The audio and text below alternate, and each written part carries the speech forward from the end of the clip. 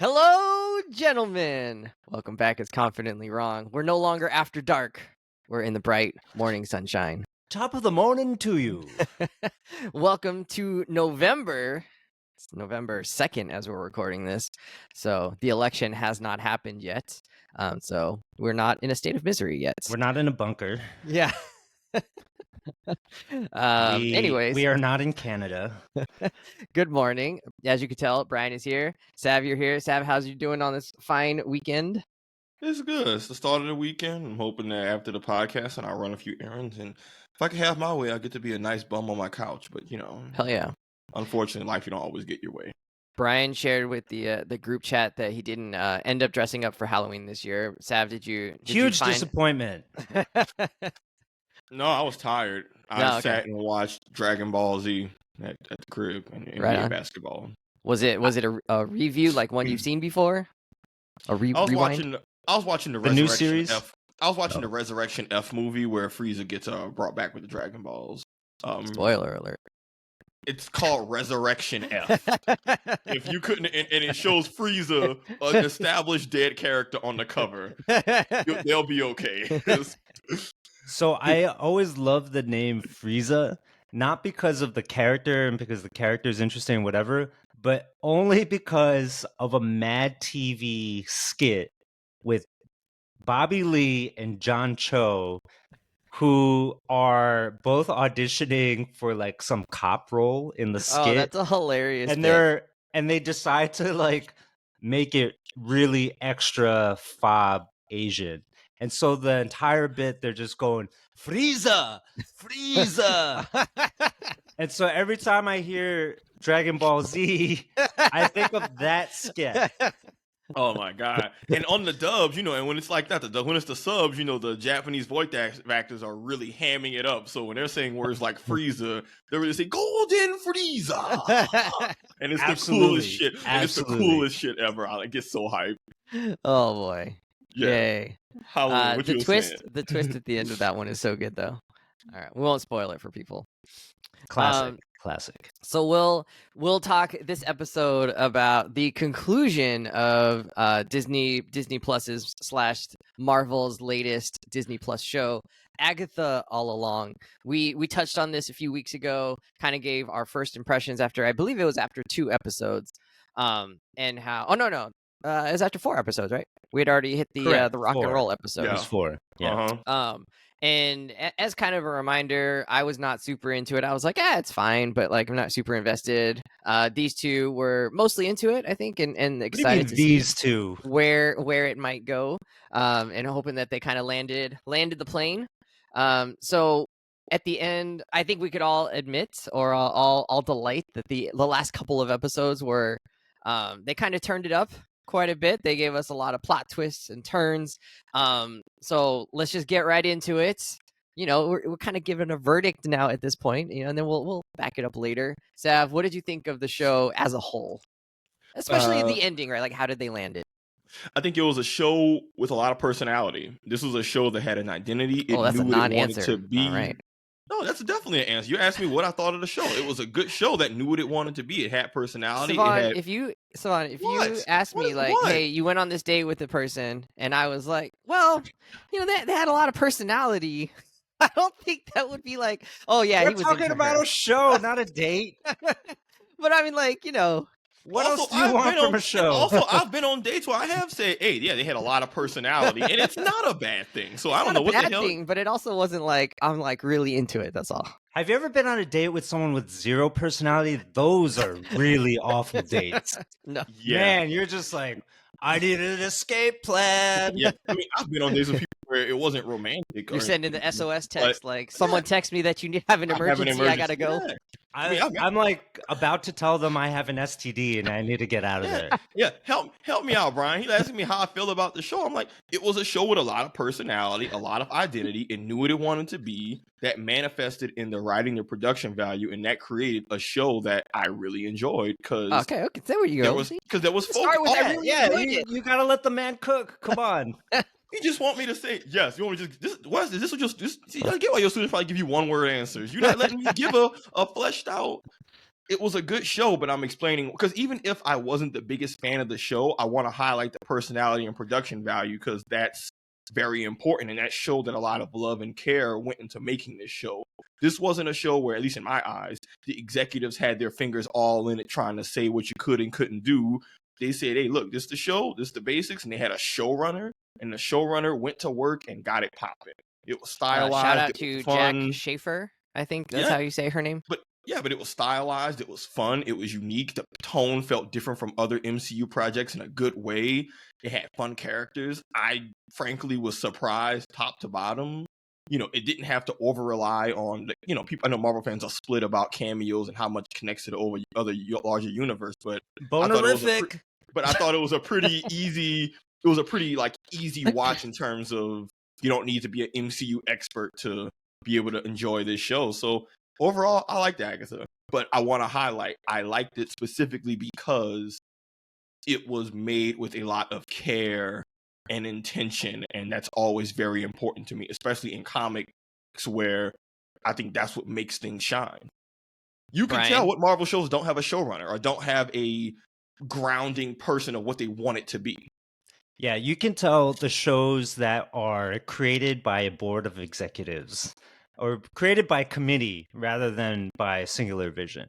And this was not that. I totally agree with Savon. I was really happy to watch the show for my pre-Halloween October. It hit everything I wanted a Halloween type show to hit, with the witch theme, the coven theme, just kind of like the kookiness, the different set pieces were always fun every episode.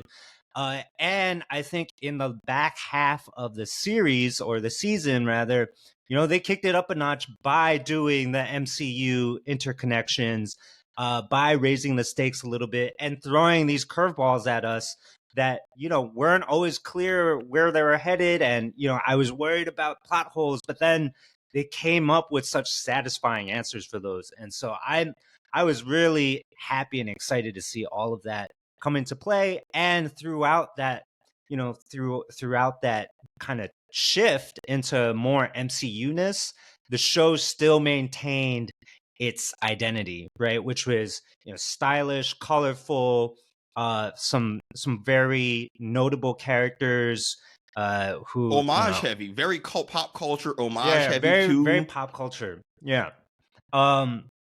And I think for the most part, they landed this thing beautifully. Except I would have some quibbles with the final few minutes where I was like, okay, here's the MCU I know, where they're just all about what's happening next, rather than reaching the conclusion. But aside from that, I thought it was a great watch.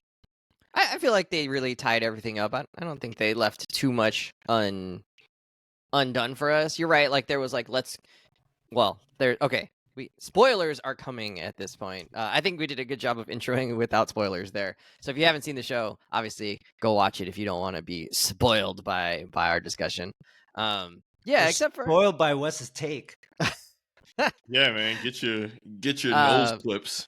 Oh yeah. So I was telling the guys, I don't know what happened with the show and me. We just never connected at all. Talk about zero personality. I don't know. This is me. Who's the one with zero? Yeah, I'm the one with the zero personality here. I didn't connect with this show, and I think I had a hard time paying attention to it. I didn't get invested in any of the characters in the show. And then even when I thought the story in the last I'd say 2.5 episodes, 3 episodes, where it started to get more personal and kind of try to get you more invested, it was sort of too late for me, and I just sort of was not really buying what they were selling at that point. And so I think I can fully admit that I'm probably terribly wrong on this. Every YouTube video is this show is so great, look what they did here, look at all the things they did here, and and you guys are I'm really into this show. And so I definitely feel like I just missed something about this show, that maybe I wasn't paying attention good enough, or I was just telling the guys, I'm been kind of pressed for time lately, and so maybe I wasn't paying attention closely enough, or I fell asleep or something. Because this show, I just didn't think it landed for me, and I was really actually pretty confused by the last couple of episodes, the whole Billy and the flashbacks, and then the change in realities. and it was like my brain just like was not following along with all the things that were happening. And again, you both are looking pained, and I'm fully aware that this might just be a Wesley problem and not actually the show's problem. But that's how I sort of felt about it. I was kind of overall disappointed in the show, although the storyline where they then finally introduced Agatha's son, and we got to see how like they were and what sorts of things they were doing. I think that added like a layer of depthness, a layer of depth, a depthful layer. A layer of deep. A deepy layer. That's I kind of think that Occupy. you just have a problem with callbacks to previous episodes. It's possible. It sounds like you like that last episode where standalone Agatha and her son, because there was almost zero connection to anything else really that happened throughout the rest of the season. Does Wes just want to only watch sitcoms where they reset I the think board? you just want reset the episodic. board at the end of, like Lisa that boy said, "Oh, y'all shaking up the status quo." Have you heard of Law and Order? Hey, Wes there's is a reason probably why like- that show, especially SVU, was on for so many years. So one of Wes's favorite shows is The West Wing, which I love it. which does exactly that. new like, thing every Here's week. our problem in the top 5 minutes. Is that resolved by is the that very Ted end. Lasso? Is that what Ted Lasso does too? Ted Lasso. no, Ted Lasso is just corny. So Ted Lasso wears its heart on its sleeve, and I love that. I know Man, this Wes is- likes that also. This is a great breakthrough in like the understanding of Wes. He just doesn't want his shows episodes to be connected because that requires having to Untrue. pull back previous. Wes, you're like the epitome of the student who doesn't want to read the book but crams to read the book and half reads it, but then still wants to participate in class so they got their hot takes. Yeah. But Yes. You're like overcompensating for the fact that you didn't get it. but now you in I class. have a But comment. now you in class hating on the book because it's like you don't really hate the book. You just rush through it the night before, and so you don't like it. Yeah, this is great, Wes. This is because now I'm sure you have a student like that, and I need you to. I'm just like, that's sounds about right. What's going on right now? This This might is be a great. Finding Dory Now, problem. Wes, here's the thing. Now, here's Wes. Okay, This is where you're tell me. effing up, my friend. All right. Because my complaint is like, yo, man, you just seem to be watching these shows half asleep and all that. I need you to be using your family as a scapegoat more often. Like, you don't have to take accountability for not paying full attention to these shows. Blame your effing kids. Yeah. Like, you know how There are a lot right now. look, normally I say no Johns, which is like, excuses. John, what? Push that button. No Johns. Is this pimp talk? What are we talking about here? No Sorry, Johns? Johns is an old fighting game term referring to people who would make excuses in the game every time they lose. And so the saying is, hey, no Johns of like Was no there an excuses. actual John? Is there like patient Yes, there zero was John? there was a dude, John. It's a whole thing. We'll Wow. talk about that later. Point is, Wes, I'm giving you a hard time. We bring the but you gaming have- lore. But you have a valid excuse you need to be tapping into. I will give you a hard time to the end of time about you As not you paying should. full attention. Yeah, But that's a if you can legit John. But if you can Legit just John. blame your children, like, No. dude, The viewers and the listeners, they deserve better. They deserve my full attention. viewers, if not I an had excuse. children and that's why I was tired, I would be milking that cow dry. Or Wes, you could just say like the show sucks. You could like just really lean lean into into your opinion. No And introspection. no excuses. Just be like, that show was not worth remembering what happened from episode to episode. That's why I don't remember. be like me. I shit on things I haven't seen yet. I'm pretty sure we've You had watch movies we Spider-Man talked- yet? Yes, I've been saw that years ago. That's an old joke. But they had plenty of times on this show we talked about stuff, and I was like, I don't know. I had an opinion, and I did not see that shit. We love Remember you, when I was Wes. mad about what was it, Across the Spider-Verse, how it ended, and I was like, Are you didn't still realize on that? there was I'm a part reach- 2. Are you No, I'm still not. on that? I'm not mad about it anymore. I'm like, I'm ready for part 3. Let's go. I'm like I re-triggered that he realize said now that. you're mad that there was another movie because it require you to remember the one that happened before it. Is that why I You're hate worried it? about the length of time in between releases. Oh, this is Which great. they extended. Yeah. Oh, this No, is great. I'm We no had a longer real mad about breakthrough, that. folks. I We had just a I just got real breakthrough. surprised. I got caught off guard. I didn't realize we were going for part 2 or part 3. Nah, bro, you was mad. Give me an You- ending. You Give me stormed something. out of that theater. You was Like mad at than least a Empire motherfucker. Strikes Back, they had like a final battle. I guess they did in Spider-Verse too. All right, That man fought a whole coalition of Spider-Man. What He the hell did. do you want? he did On a space train headed for the moon. to the moon. But my boy Wes said, is that even a final battle, really?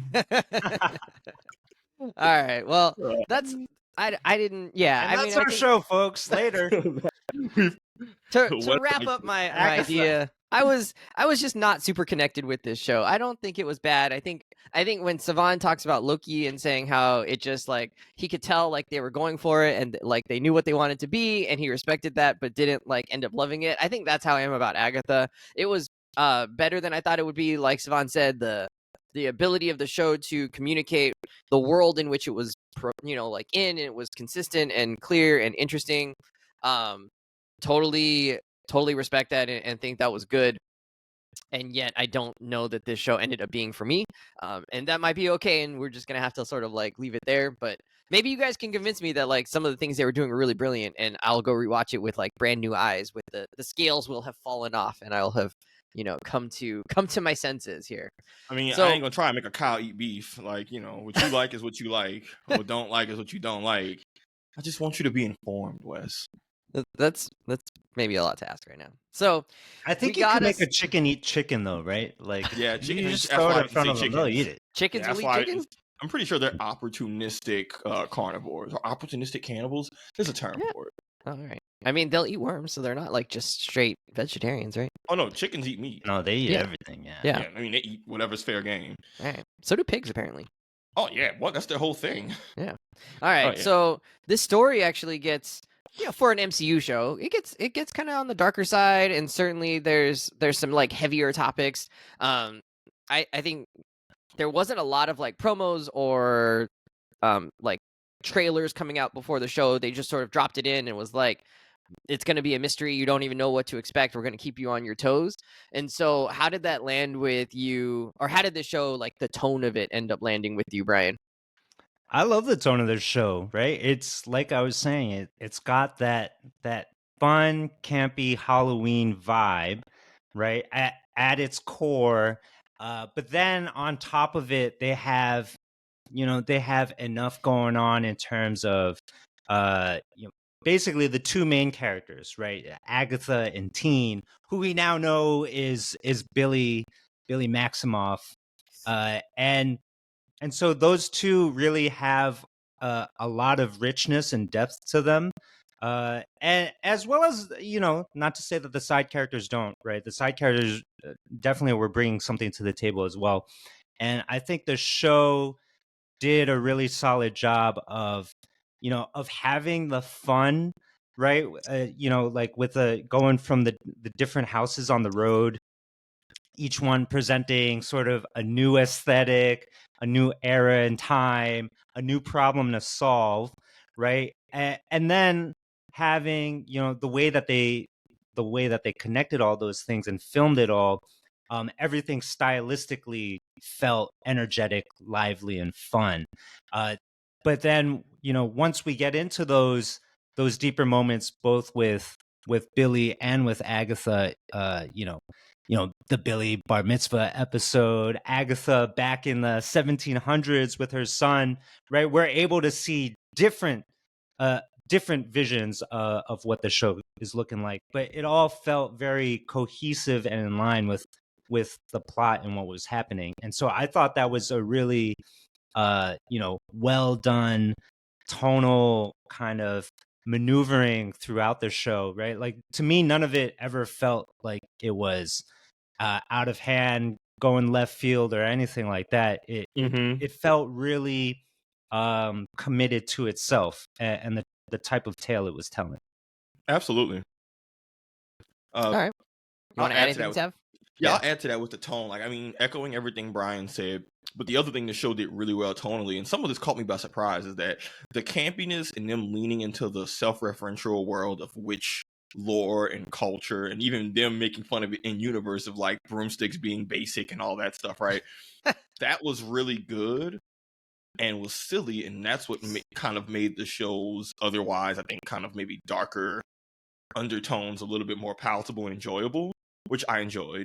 But the big thing for me that caught me off guard was that this show was way darker than I expected it to be. I mean, this definitely sells you early on this idea of the classic hero's journey. The group of friends go, they got a little, I'm putting together a team. The team goes, they do the thing, everyone learns, and that does happen. But like, people die permanently, and that really caught me off guard. You know, I was not Poor prepared. Mrs. Davis.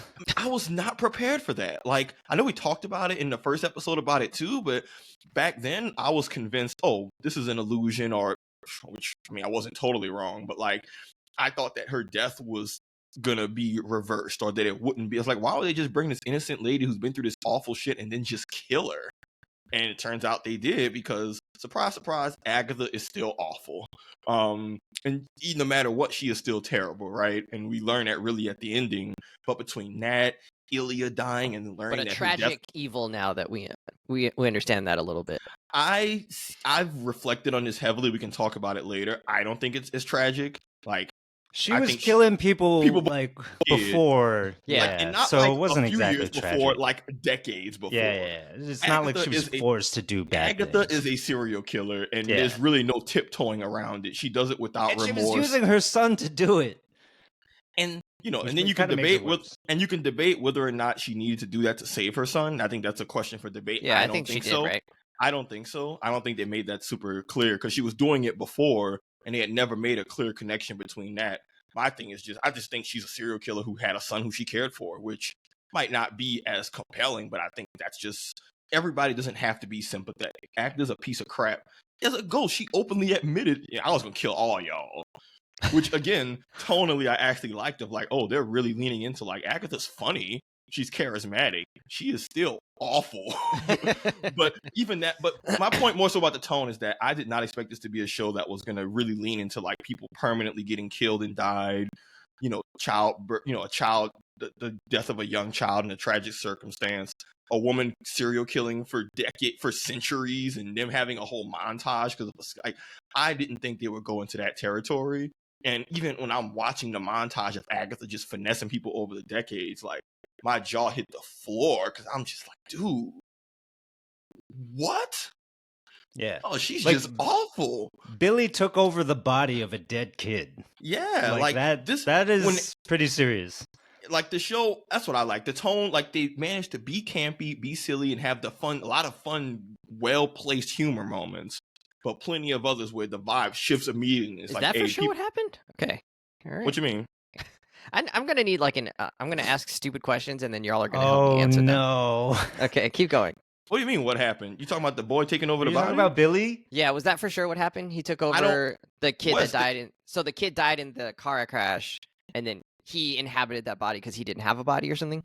Yes. Yes. I'm sorry, Wes. I'm trying to be patient, bro. I'm sorry. No, you're just gonna have to humor me, because. And then he was trying to do the same thing for his brother. Yeah. The whole thing is which him is learning. Wild. Yeah, but he didn't have a body for him. I know, that Did he was have the whole somebody point. lined They up? found one. They found the drowning kid. What drowning? Where were you? What Oh drowning my kid? goodness! The second to last episode, him and Agatha. It's just him and Agatha alone. Jen has left in their at this last point. in their last little Trial. escape room, In the little green room. and Agatha is trying to get him to find his brother's essence, spirit, or whatever. Yeah. And then they have that whole flash of a scene where he's imagining some poor kid getting drowned by some bullies, right? Yeah. And so that's where his brother's Gotcha. He wants spirit that is to headed. go. Gotcha. Yeah. Okay. Yeah, he wants to try and put. And he feels guilty about it. He's like, "Am I making this kid die?" And Agatha's like, no, sometimes awful shit But then just Billy happens. disappears. He just like blips out of existence in that room. No. He doesn't blip out of existence. He leaves the long road. Oh, he's like done. He got what he wanted. Yes. Gotcha. He Alright. mission accomplished for him, right? And that's why Agatha was the only one left. Granted, it was a self-imposed thing on himself because he created the whole thing. Yeah, I'm gonna need some clarification on that in a second. Wild. That was which honestly, I thought that was a great twist. Yeah, which can we transition to that? Because man, there was some Well, I'll say this and then I'll pass it to one of They y'all. they pull the whole Usual Suspects on us in a Kaiser Soze thing. It was like, Finesse. look at all this stuff in your bedroom, kiddo. No wonder this stuff was hokey. But my favorite thing is that they tied the stylization of the show into the plot in a way that still let the like aesthetics and aesthetic choices still stand on their own, but they made it plot relevant.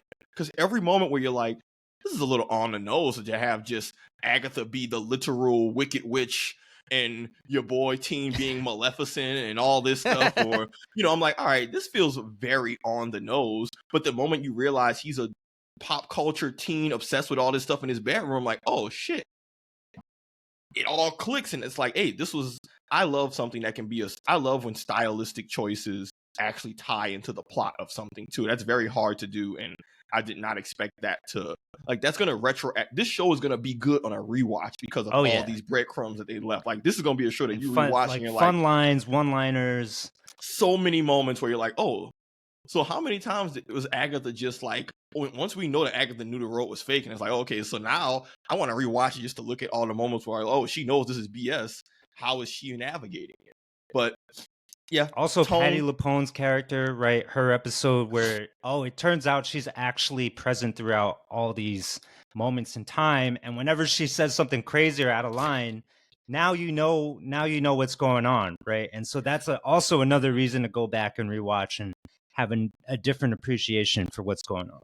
Yeah. Same with Lorna, with the music. Like, all of it, and this goes back to them having a cohesive showrunner to make sure it ties together. This show and the episode did some pretty bold things, like even just having an episode with Ilya that was told so chip chop out of order, right? And to still make that cohesive, that's amazing. That's a lot of respect for that. That was a great episode. Great episode. Okay, so Brian, as best you can for an idiot like me, can you help unpack? There's only so much I can do, my friend. Can you help me understand? Only help those who help themselves. Okay, yeah, Wes, I don't know, player, so man. here's and you can tell me I'm dumb. This is what I got out of the last couple episodes, which is Well, okay, so Billy, who is what a question, William, Billy, yeah, he's, like you said, trying to find his brother, and he's got a memory block around this. And did we ever find out who did the sigil on him? Was it Agatha? Oh my goodness! Wes, it was you Ilya. watch this show? It was Ilya. Why did she want him to not remember who he was? To protect him? To protect him, because she saw that his life was diverging in two paths, and she just knew that this kind of evil thing was going to happen to him. So she's a clairvoyant. She's a clairvoyant who did her clairvoyant shit because using her clairvoyance was key to help setting up how the stuff later on ended up playing out. So when she wrote that little symbol on the little block piece, that was it. Yes. That was the sigil. At the bar mitzvah, she did that, handed it to him. Because right after that, she forgets who he is. Because the sigil immediately, because sigils work on the creator as well. Yeah. Which I know they had mentioned that in like episode 2. Okay. So I love them introducing all this sort of witchcraft lore. It's just and it's fantastic. easy to pick up. Like it's very easy to pick up. Like the whole potions and thing accept, just being right. Yeah, it's like, oh, Jennifer's potion shit is just like, oh, she's just mixing like regular stuff. That's okay. That makes sense. That makes sense. Eye of Newt. Okay, so the road, though, the like entire structure of the show is built on this road, and I thought Wizard of Oz, man. It's just I thought they were going like Wizard of Ozzy, but it ended up not being. Well, I don't know. I guess if you that's think the joke, though, or like that's Billy is like behind the curtain, then maybe. I guess he's the wizard. Yeah. He's the wizard. He was the wizard and didn't know he was Oz. This is Billy's equivalent to Scarlet Witch's Westview, which is, to me, is like such a genius idea, right? It's like we started out episode 1 in the Mayor of Easttown Agatha detective show that Wanda put her in, and then Billy takes her and drops her into the Wizard of Oz. Gotcha. Yeah, can't catch a break. And what is Agatha's ability to be aware of where she's at in this like concoction or in this like illusion? She's just going on. She's just going along with it, right? Because her whole plan Her whole plan was just to run her con that she's been running for hundreds of years, which is get these witches to believe in the road, Piss them and off, get them angry antagonize at them, her, attack her. antagonize them, and get them to use their powers on her so that she can absorb those abilities, and kill them. Okay. Right? And when she realizes that didn't work, right? And then all of a sudden she sees the door emerge on her basement floor, and she knows that, oh, Billy is like urging them to go down it and whatever. That's when she realizes who she's messing with, that she's caught up in another Scarlet Witch con or concoction, rather, not even And what the con, thing just a CJ said, concoction. oh right? shit, here we go again. And so she's just seeing where it goes, right? So that she can somehow Because she knows it's make not good real. on her ultimate plan. She knows Well, it's not real. Yeah, because she's been finessing for decades. I mean, it's real in that, these things are happening, but she knows she knows there's no who's such behind thing. it. She knows there's no such thing as the Witch's Road because she invented it. Right. So she's Yeah, like, it there's never no such existed. thing. Yeah. So It she's like, never whatever we're in right now is not real. It's just some Yeah. kind of spell. And that's how she was able to figure out, oh, okay, this is the son of the Scarlet Witch. Oh, he created this. Oh, okay, how can I just play You're this just to like my... your mother. Yeah, how can I just, manipulate this? But they even show, right, when you first learn that the road is fake, you even see they flash back and show everyone going in and Agatha's reaction to the door being real, and she's like, oh. Like, it's a look of genuine shock and surprise. So Gotcha. I missed that. Not surprising. Wow.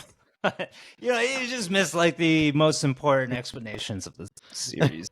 Okay. Wes, No, I just missed her facial expression that she was like, that's surprising. Wes, you are not beating the allegations, dog. I'll be trying to defend you this sometimes. one, I'm telling you, I did not. I was not connected with this show at all. I was like, okay, things are happening. Okay. And so at the end, she gives herself up to death, to like kind of satisfy death and sacrifice for Billy so that Billy can go on. Also, that was a being major plot development, right? That Aubrey Plaza turned out to be Death. She wasn't Blackheart like Savon that you were speculating before. I was speculating Blackheart. I was also thinking you were 100% right, like as the episodes went on. But we got something different. She's Death incarnate, which is I'm not as familiar with this character within like the Marvel Comics universe. So it was like interesting to see it portrayed here, and I also really appreciated that whenever they flashed her in the skeleton version, right, the skull version, it was very much like the kind of like the Mexican version of Death, right? Like Dia de los Muertos. Yeah. Death. Uh-huh. I thought that was a nice touch. And also, the mask was practical. Yeah, very practical. And it just made sense, right? Why Aubrey Plaza was the way she was, and she's looking for bodies. She's looking for bodies to convert, and she was just like an undeniable force. Yeah, like a neutral force of nature. Tension, yeah. So 100%. did the sacrifice that Agatha made happen in like that scene where it was like green and then she like poofs? Was that in the real world or was that in the world that Billy made up? It's all real to them, right? It's just like Scarlet Witch, right? She's just manifesting reality. Right? Just because Billy is the person who is creating it doesn't make it unreal. Right. It's not he's not deluding them. He's creating a reality for them to exist in. Okay. Yeah, it's not like an illusion or like a mind trick or something, because the stuff is really can hurt you. Is that her way out of the road and that sort of like ends the whole thing? Is that like they're now already out of the road at that point? Oh, they were out of the road. Okay. Yeah, because at that point they're in Westview. Because if you recall, all the neighbors and stuff are like out in the neighborhood, like, "Yo, man, again, bro, again." Then people cannot catch a break. Okay, I think I understand this better now. Thank you, guys. That was FAQs for Dummies. Yeah. Now, what I will say is, I will say the one thing I probably, and I think they left this intentionally vague, Brian. I don't know, let me know what you think, but I was still trying to, and I guess we talked about this before. I don't think that she was killing witches as a way to keep her son alive. Oh, my interpretation, because I think it was and I feel like there had to have been a deleted scene or something, but my interpretation was she's been killing witches forever. because she was betrayed by her coven with her mama and them. So that's why I think she just straight up don't trust witches, period. She definitely does not. And then she Trust had her issues. son, and then I did some research. That keep in mind that's like in the 1650s. She don't have her son till 50 years later. So we've already established for like decades she's been on this don't like witches killing them vibe. So it's not out of some live life deal with death thing. My understanding was that her child was going to be stillborn and he was never going to have a chance. Death threw her a bone, and it wasn't. And then some people disagree, and then where people I think diverge is some people think, oh, she was killing witches to basically satisfy death to prolong it more. I took it as your son's got finite time no matter what, and whether you kill them or not doesn't matter. And I also felt that way because she had been killing them before, so it's not like she became. It just feels convenient that the person who's been a witch serial killer, unrelated, has a son and then has to continue her activities for the son. That part didn't quite click with me. I took it as he's on an unknowable timer, and she just has to make peace with that because Rio already threw her a bone by giving the son a life that he never would have had. Which to me, I think this is an important thing to discuss because I think it's a big part of how you view Agatha's morality and her as a character. And do you see her as someone who's even remotely sympathetic? Do you understand her motives even if they were wrong? And I think why she's being a generational serial killer is kind of like understanding the why is important. I don't think it's because of her son, because she was doing it before she had the son. And after her son died, she still was doing it. And that had nothing to do with her son at that point. She had already made peace with his death and was just doing it because she's a jerk she's a serial killer who don't like witches. But I don't think it she always also has loves to death, be that right? deep. She's in love with death and wants to sort of impress her as well. Yeah, but villains, I don't think villains being in love is enough to just make them not a villain. Yeah. But all that to say, I like that Agatha, in my opinion, stayed truly irredeemable, and I think the writers wanted to make that clear. Like I say, even as a ghost, she was unapologetic of what her OG plan was. My son did not have some real turn apart. But all of that leads me to believe that she wasn't doing the killing to save her son. I just think that's just how she got down, and she had a dying son just along for the ride. Yeah, so that like I had this thought kind of towards the end when it's revealed that Agatha has just been playing the long con this whole time and waiting for her moment. The series is called Agatha All Along, and to me that name is there for a reason, right? Is that she is just always going to be the Agatha that we know, who is a snarky, crafty villain. And so in her flashback with her son, But that's she's how funny. Yeah. But she got charisma. Her redeeming quality is not sympathy; it's comedy, right? It's wit. She's charismatic as hell. I'm like, man, you want some? Everybody knows she's full of shit, but everybody listens to her. Yeah, she like undeniable. You can't deny yourself from watching that or wanting to watch it, right? And so I read her whole backstory with her son as that, right? That she had been killing witches the whole time. Death says like, "Oh, I got to come for him. I can't give you much, but that, I'm going to come for him." And that she's just protective of her son and, wants to relish as much time as she possibly can. But she's still a serial killer and realizes along the way that she can incorporate him into her cons, which she does through other means before doing the Witch's Road stuff. And so all of it to me is just a matter of convenience for Agatha. One thing I do want to mention is that I didn't even really consider the alternative that she was feeding death as an exchange. I do think that her and her relationship with death is one of those things that needs further exploration.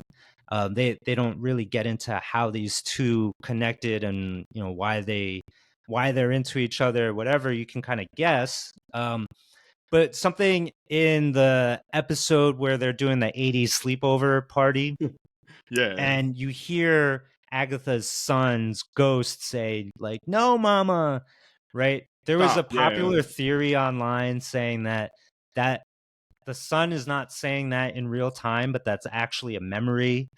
And the son says that because maybe Agatha killed her own son when the son was like accidentally shot witch powers at her. I'm saying, no, mama, right? And like she kills him, and that's the tragedy. So so that sort of like threw me off, right? I was expecting that to happen in the final episode, and it really did not. And so to me, like I was not even thinking about a contract with death, right? I was just thinking about like, when is she gonna kill her son by accident? Yeah. I think Yeah, and so like really, and that obviously didn't happen. So really, I think it is more just a matter of like using the son in the cons, and he died when he needed to die. And that All was right, kind of it. listeners, tell us what you think. Was Agatha killing in spite of having her kid, or was she killing because of her kid while he was alive? I think Look. either interpretation is okay, and you could support it either way. Look, she I was think serial what's killing important, before though- and after her son died. I'm like, Yeah. yo, B. What's take a important look. though, What's going like on? the con before he dies, right? The day before he dies, he runs away. He runs Yeah. away in the middle of the witch's song, and Agatha runs after him. I think the son was growing more and more uncomfortable with what was going on, and he becomes Agatha's moral conscience, which is important to understand, right? Like he's starting to disapprove of what's happening. And so when Agatha sacrifices herself for Billy by getting Death's kiss, Mm-hmm. right? I think, and she says later on as a ghost, Reminds she her of her says, son. yeah, Yep. Good she feels the weight of her son's moral judgment on her, and that is what is changing her character. I think that's what the important part is here. Oh, absolutely, bro. I actually like that a lot. And then it ties back into why she wants to be a ghost who has perpetually unfinished business, because she says she can't face him. And yeah, she realized she was a piece of crap, which that honestly is probably, I think, a better route for the character than, oh, I'm just doing a thing to save my son. No, actually, your son just wasn't getting down with how you was acting. The son even said, hey, why can't we just survive with the other witches? And Agatha's like, oh, it's about survival. But that goes back to Agatha's pathological distrust of witches because her own coven betrayed her. So, to your point, Brian, I guess, yeah, I'm glad you raised that. She's a villain. I want to be clear. I don't think there's any redeeming qualities about her, but she's an interesting villain. And you understand her motives and why she's the way she is. And it doesn't give her an excuse. But even when, like, we were debating about her killing, Wu, was it Alice Wu or Lorna Wu? Yeah, Alice. Killing Lorna's a mama. Killing Alice, we were kind of, as an audience, like, shit, wait. Like, how much of that was reflex versus her versus how she was treated her whole life? Either way, she has to take responsibility, but it's not as cut and dry as just mwahaha. Like, she's... It's a little bit more than that. Now, granted, she might do the mwahaha, but we learn actually it's a little bit of a facade at the same time. Like, she's an interesting character. I really can't wait to see more Agatha, especially Ghost Agatha, who, yo, when she popped up as a ghost, I was crying, laughing. I'm like, this is amazing. She is so dope right now. You're awful, but you're great. Why does Billy... Oh, sorry. So Billy gives her some powers back, right? Towards the end. He kind of zaps her with his energy, his he's spell. the one trying to do the sacrifice. Yeah. And she shows restraint, which she hasn't shown before, right? She's always taken the entire bit of power, but he says, like, please don't take it all, right? Like, I'm going to help you. I'm trusting you. Right? That's the implication, right? Like to when not you sip kill your mama drink. Like your mama say, just take a sip, and you're like, I'm taking a gulp. Like, hey, just take a bite. I'm munching this thing. You could tell she's like struggling, right? She really does want to like end him right there. She's like, this is a lot of power. This is awesome. I didn't even know that she could end it, right? Like, I thought it's all or nothing for her. The way she be doing all that point, man, the way she do all that posturing and posing, I'm like, man, you know what you're doing. You could stop. You out here in just eternal bliss. Just, or maybe not. I'm she's like, feasted. She hit the bong and was on cloud 9. She was just. I was like, she does end up pulling up short. Hits the mid-range jumper instead and lets Billy keep his powers. But it was a little bit weird, right? Because in that same episode, isn't that the end of the episode is her dying, or maybe like the very next episode is when she like dies. So it's like, oh, you got all these like strong powers just to then die. It's like you didn't need Teen's powers for you to sacrifice yourself. You could have done that without extra powers. Well, she gets the powers back, and then she reveals like, ha ha ha, like I wanted you to turn yourself into death, right? That was my plan, and it worked. It worked like a charm. And then she has regrets. She has regrets because we're meant to understand that, she's starting to think of Billy as Nicholas. Right? Yeah. I forget what Billy says right after she reveals. Does he trigger her or something? I think he said something about like, something. oh, this is how her. She acts like this is how Nikki died, and yeah, then she kind of has a look on her face. But the whole thing, and then we established she's feeling remorse. Right, and we established that if she absorbs Rio's powers, she can't absorb that. She'll die if she does so. They established that like in episode 1 or something, where she's like, "Take my powers," like I'll die if I do that. So they planted that seed in like the second episode of what would happen if Agatha absorbed that. So, and like Agatha said, she took a calculated risk. She realized, hey, if I sacrifice myself, partially because you're pulling on my heartstrings, Tommy, the boy, Teen. But then she pulled the ghost loophole, and again, they even established in a previous episode. I mean, not even loophole, because that's how ghosts work, right? The whole lore of ghosts is that they're around if they have unfinished business that's not resolved, and so they're haunting. And they even established that in the show, in the road, when you met the ghost of Agatha Mama, who now, to what extent that was or wasn't real within the road is kind of up for debate, but we know that if ghosts don't have their business handled, like Agatha's gambit makes sense. This is actually where I do have a quibble with the show. Like I'm sort of like on a fence of whether or not it does make sense, like her taking this calculated risk. That struck me as maybe like a little out of character, knowing that she is all or nothing for herself for the most part. And I get that it's supposed to be about her son, but part of me felt like just how quickly that happened, right? Her switch to being a ghost at the very end of the last episode. Too easily for you? Yeah, I kind of felt like, oh, this is the MCU machine turning its wheels and just trying to make us, or trying to set us up for this like buddy cop road trip for the next season or the next movie or wherever else they're going to appear. And they just needed to reshuffle the board in the way that they needed to set that up. And so like pairing Billy and her as a ghost together felt a little contrived to me. For what it's worth, though, that's Agatha's like mostly in the comics, like she is a ghost. Yeah, exactly. And a lot of her time as a ghost, they're just like setting that up. Yeah, or in the time she's a ghost, and she's Wanda's magical mentor. So a lot of this is, if you're a comic reader, is kind of trying to set the board in a way of, hey, these are some characters. Maybe how we introduced them wasn't how you normally see them, but we're going to try and get them in a space of, oh, this is very familiar with what I've seen in the comics. But my big thing is just, whatever they do later, I want them to keep Agatha unapologetically evil. She's just a ghost, so now she can't act on her evil. Like, I like the idea of Billy being this morally grounded, powerful, magical figure, and his best mentor is this ridiculously evil woman in his ear.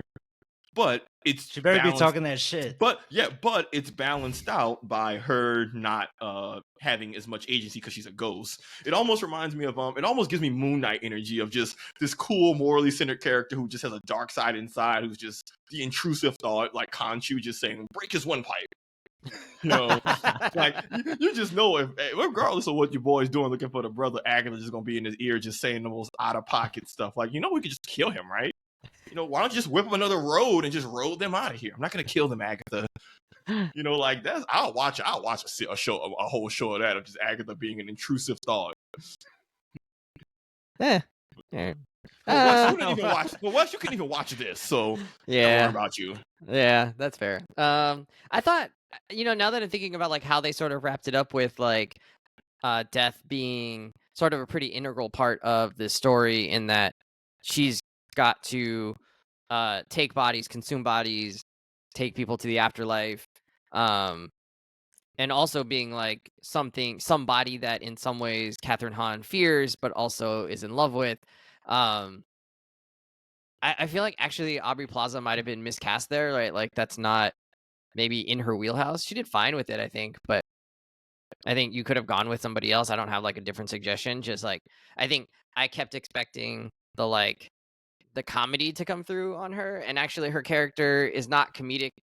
Oh, she's really funny. What are you talking about? But like maybe it shouldn't have been, right? Like maybe she should have been more of the straight man in this. She's hilarious because she's ambiguous, right? And Death is ambiguous. And I thought it was worked perfectly. Yeah, I thought Death being an almost neutral force of nature character. Like I always love when they portray Death as kind of just being aloof and above it all, because they literally are. Like her stakes are nothing like everybody else's. She's not even a person. She's a literal force of nature. A force. Yeah. But I think, like, I guess when I think of like forces of nature like that, they should also be in some ways like inevitable and like You think Death omnipresent. wasn't inevitable? Like omnipresent, you know? And I feel like Aubrey Plaza's take on it was just different than like how I think maybe like would have served the show even better. Like if she was, I don't know, maybe it would have just been more conventional and not. But well, you're not supposed to understand she's Death until late. Yeah, maybe that's part of it. Yeah, it's very much, and they have different portrayals, and it's left in the air and all that. But also, I mean, I don't know, Wes. I'm just not agreeing with this at all. Do you just think Death as a character has to be super somber and serious? Have you not seen Bill and Ted's Bogus Journey? Come on. Because I don't know. I've seen lots of. I think my favorite media trope, not falling into the trope is not just making Death be evil and all edgy. Like Death is, I like the idea of she's the original Green Witch, and they emphasize the life and death going hand in hand. Agatha's death in her grave being full of flowers and full of life. Like there's a duality to it's not just death, it's life, it's circle of life. I don't know, Wes. I don't know if I loved Aubrey Plaza in this role. I think they could have gone. Nah, haven't you seen Coco? Death is not like. Yeah, Death is not just like a scary being, right? Yeah, and she's definitely omnipotent. She was never in any trouble in that show at all. She's really everybody else is freaking out. She's just giggling, having the time of her life. Yeah, she vibed out. She is not.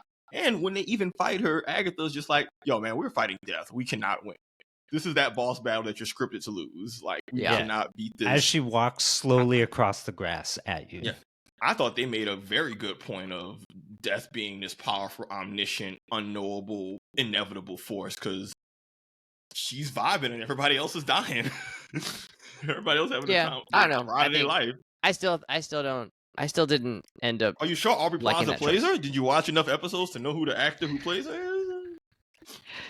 Yes, I think they could have gone with someone different. I'm not. Ooh, like, Wes.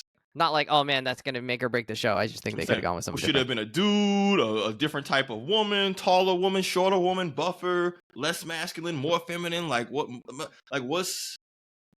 did Aubrey Plaza not do for you, bro? Who could have done this job if you weren't satisfied with Aubrey Plaza? I loved Aubrey Plaza, so I'm like in a little bit of a tissel right now.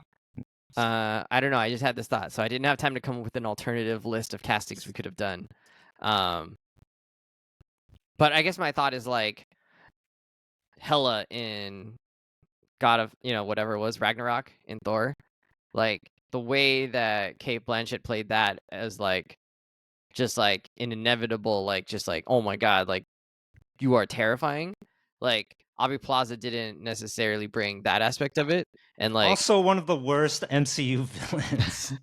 Damn, that Hela portrayal sucked. Yeah, Hela was awful. She didn't do nothing. But I bought that she was just like a fucking force to deal with. Like she was just like, oh yeah, this is nothing. Let me just throw 1,000 spikes at you. You're all dead. Great. Next. Like there was just that like aspect of her. But this version of Death wasn't after that. She wasn't just trying to kill everybody. Yeah, she's not a warrior. As Savon said, it was not about bloodlust. Yeah. It's just nature. It's circle of life. Like she's not like Aubrey Plaza's death isn't coming to kill you because she's trying to do conquest like Hela being the goddess of death, which is different than being death as far as I'm concerned. Like Hela was a warmonger and also ultimately like a warrior or conqueror. Aubrey Plaza's death couldn't be more further from that. Like she really is the literal circle of life. literally her whole thing is, yo, man, I just gotta make sure when people die, I do the soul thing. I'm not trying to interfere. I'm not trying to do nothing extra. I don't have any convoluted. I mean, her thing with Agatha is where she's a little more personified, but for the most part, she's just trying to collect souls and do her day job. And that's not, there's nothing evil about that, but I think that's what I found particularly terrifying. I thought Aubrey Death coming to Nikki at night and just having the lamp and just kind of waving him over, and that's how he dies, is more terrifying than anything Hela did. Because Hela ultimately is just a warrior. This is like no, death comes for us all. But, I like the more ethereal, abstract version of death rather than like a goddess of death who's really just a stand-in for warrior. And again, Brian, she was not a good villain. She didn't do nothing. Yeah. Totally forgettable movie. Ragnarok? Well, once it transitions to Asgard, it's like, who cares? All right, well, it's not a Ragnarok pod. Maybe we got to go back and visit that idea. All right, friends. So, final verdict: should people watch this show? Sav?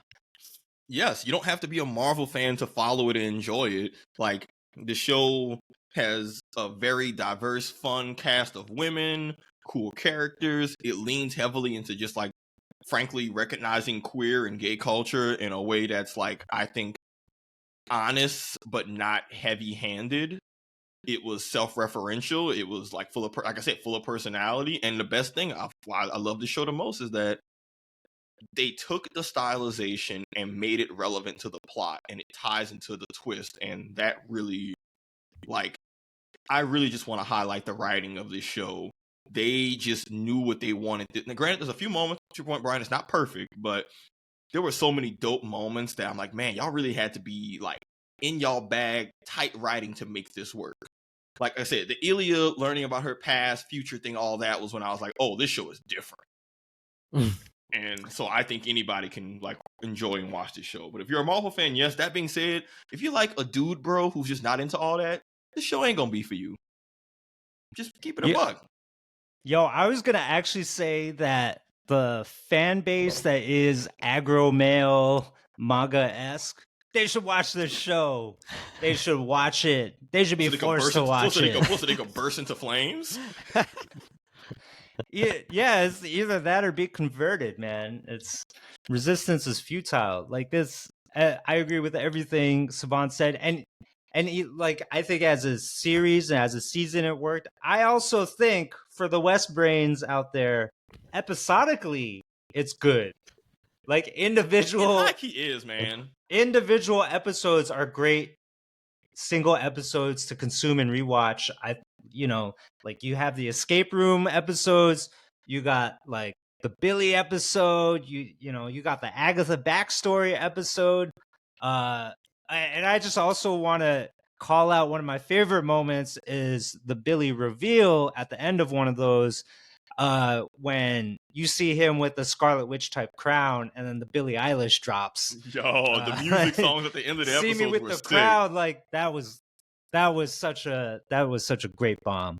So like so many good moments. Oh man, when Ilya flipped the tower over and killed the Salem 7, also another great moment. I think this series is just like full of notable, fun, deep, stylized moments and episodes that it's a good Halloween treat all in all. And Wes, you should rewatch it. Yeah, maybe I need to rewatch it because I shout out to Jennifer Kale. She got a happy ending. She got Unbound. She was one of the baddest. I just gotta shout my girl out because we haven't talked about her and she was great. Yeah, she got the short end of the stick. I felt like the High Priestess. Where's she at? Like they're setting her up for something else. She's gonna show up somewhere down the line, and we didn't get like a full arc with her. I felt like. Yeah, because we just learned that, like, we thought that episode was going to tell us more about what happened with the binding, and we learned it was Agatha, and it kind of like, yeah, she's going to be, I think it's not a coincidence that she's the sole survivor of that coven, and also got her powers back. Like, I'm curious to see how she'll tie into stuff later, and frankly, with how well received this show has been, I think we're going to get more. Like, Billy, I'm a fan. Agatha, I'm a fan. Jen, those three along as the core for a new show, I'm like, shit, I'm here for it. I'll watch it. And then they're gonna find Billy's brother. Yep. You know, probably the only speedster in the MCU that we're gonna see. Poor Makari. Nah, speedsters are impossible to write. I'm kind of out on speedsters unless they nerf them. Hard disagree on everything both of you have said. Oh I my think- god! I'm not allowed to disagree. To be honest, you can't watch half of a show and then come with. I Who don't- you think you are, me? Oh man, this show just like, I mean, in addition to being confusing, it's also just like you said, the campy, but it just didn't. I don't know, the campiness like didn't really land. It was just sort of like campy to be campy at first. I don't know what that means. That don't I mean think the nothing. definition of camp. Yeah, it was just too much, and like they sort of backed off from it as the show went on, I guess. But No, they by did then, not. it's sort of been a little bit late. I don't know. I can't even say like it was bad. I just think it was not that interesting, and I don't particularly care about where these characters. You guys are talking about like Jennifer Kale being like, "Oh, I'm interested to see where she goes." Like, I'm not. I mean, whatever. She's fine. She can exist in her own little space. I think what we can understand now is that Wes hates women. No, I think 'cause I don't that's what care. we've realized here. I don't yeah, care where absolutely. Billy. I don't care where Billy goes after this. Like, I just. It's not that like I hate them. I don't care about them. I'm like, okay, well, Husband fine, and whatever. girl dad Wes has really letting his misogynistic. This is Wes. Are you just in your incel era? Good lord, man. Thought you were Texas different. has changed you. Oh yeah, that boy you know. really leaned in. Wes, take Yeah. that cowboy hat off. Give me back my guns.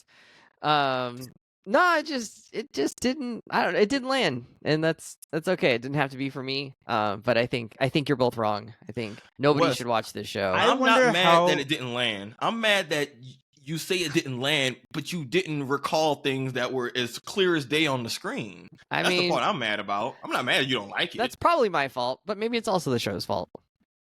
I also wonder like how much you dislike or feel disconnected to the characters because you don't have like a pre-awareness of said characters, right? Like Maybe. Like I don't know about Like, them in any other things. you are very familiar with Spider-Man, so you're primed to like Spider-Man. Yeah. You know what I mean? Yeah. And all of this And Agatha Agatha stuff Harkness is in Marvel Snap is terrible. Yeah. So that which predisposed is your me. like one point of reference. Yeah. Right? Terrible card. A fun idea. Hate yeah. using that card. So just can I just say what that card does in this Marvel Snap digital card game, Battler, you know, Magic the Gathering style, the Agatha Harkness card. It's so awful. Like if you play it, she just like takes control of the game for you and plays cards on your behalf. You like So you you're have not- zero Oh, control. she's like, it's like a ghost possession. That's hilarious. Yeah. So It's like and, a ghost and possession. she doesn't do it with any rhyme or reason. Nope. Right? Just like throws cards out there. there's no strategy. The Yeah, AI you're don't like, take oh, the over." AI is gonna win for me. No, AI is gonna kill you. Oh, so this is a troll card. Yes. It's That's horrible. a card someone. That's a card It's someone for the played people that want to disrespect roll you. the dice. Yeah, did you want to play parlay snap? Oh, that's great. There are strategic ways to use her in your deck, but it's pretty tough. It's hard to win with her. So what you're saying, Wes, or Brian, what you're saying is that Marvel fans only want the things that they're already familiar with. I do think that's very true. Or moviegoers only want the things everyone says. Oh, I want something new. People want then comfort. But then we hear from Wes first. I want more Spider-Man. I do want more Spider-Man. Even though we have had like 10 We're gonna get Spider-Man more movies Spider-Man. in the last 25 years. Not enough. They're making another movie. There's Yes. a new animated show. Well, I just want you to know, listeners, whoever, y'all are part of the problem. Because we just gotta attach Spider-Man to effing everything. We can't explore new characters and new stuff. And when we do, we get people saying, oh, well, I don't already know this in depth and familiar with it. I don't care. I'm like, oh, well, this is why Hollywood's going to give us Transformers. That's not the 18. argument I'm making, for the record. You're free to lampoon that, but that's not the argument that I'm making. Oh, no, I- listen, I'm it just projecting didn't this opinion connect with onto me. you, and Yeah, you will accept it. That's totally fine. I'm not accepting that at all. You don't have a choice. Okay, earlier, wait, before we finish, you guys had asked me, okay, where would I rank this in terms of the shows that Disney Plus has put out for the Marvel universe? It is tough to rank them. I think for me it's easy. Loki's on top, and Secret Invasion is clearly in the bottom. And then I think Falcon and Winter Soldier is like right above. She-Hulk and Falcon and Winter Soldier are like right above that Secret Invasion level. And then everything else is sort of in the middle for me. So it's like Moon Knight, Ms. Marvel, WandaVision, Hawkeye, Echo. And I know WandaVision is a crowd favorite, but that one also to me was like kind of like, that's fine. And so like where would I put Agatha? What the hell is wrong? I'm sorry.